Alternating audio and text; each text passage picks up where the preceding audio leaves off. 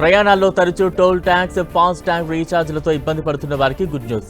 కేంద్ర ప్రభుత్వం ఒక బంపర్ ఆఫర్ తీసుకొస్తోంది.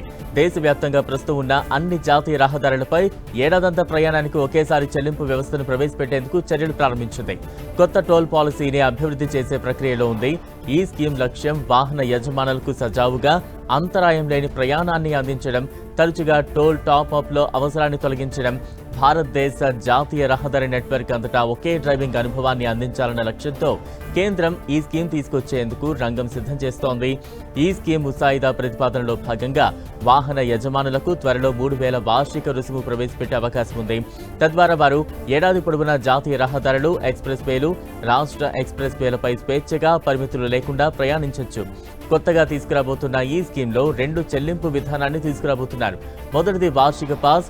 దీనికి ప్రతి సంవత్సరం 3,000 ఫ్లాట్ పేమెంట్ చేయాల్సి ఉంటుంది. ఇది వినియోగదారులకు టోల్ రోడ్లపై అపరిమిత జర్నీని అందిస్తుంది. ఇక రెండవది దూరాన్ని బట్టి పాస్ తీసుకునే సౌలభ్యం. ఈ స్కీమ్ కింద వినియోగదారులు 100 కిలోమీటర్లకు 50 ఫిక్స్డ్ అమౌంట్ చెల్లిస్తారు.